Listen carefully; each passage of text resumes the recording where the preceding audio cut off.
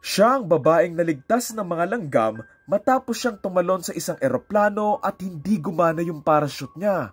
Siya si Joan Murray na isang skydiver. Hobby talaga niya yung pagtalon sa mga eroplano tapos nagpa-parachute at isa nga to sa mga paborito niya laging ginagawa. Sobrang confident na nga siyang gawin to kaya naman nagplano nga siyang tumalon ulit at sa pang 36 na talon nga niya, dito na nga may mangyayari.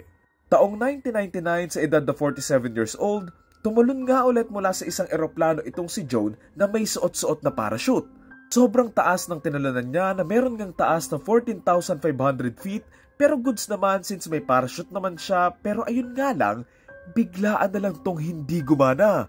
Ulit-ulit nga niyang hinatak pero ayaw nga bumukas kaya naman dito na nga siya bumulusok papunta nga doon sa may lupa until mabuksan nga niya yung reserve parachute niya around 700 feet bago siya bumagsak sa may lupa. Pero kahit nabuksan nga niya yung reserve parachute niya, hindi rin to nakatulong dahil nagkabuhol-buhol nga din to at naging dahilan para magpaikot-ikot nga si Joan hanggang sa tuluyan na siyang bumagsak sa may lupa. Maya lang, dumating na nga yung mga rescuers para i-recover nga yung katawan ni Joan kasi inaakala nga nilang tegi na siya.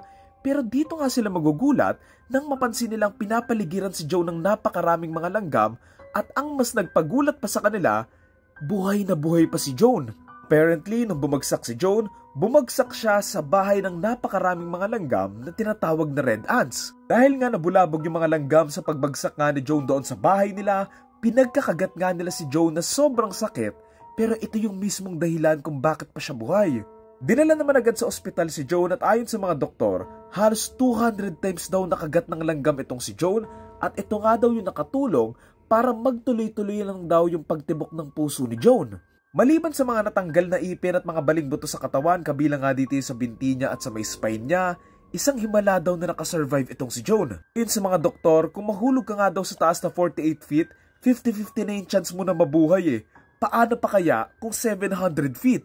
Para magpagaling, nag-stay muna sa ospital itong si Joan at makalipas nga ang ilang operasyon, nakalabas din siya at nakarecover.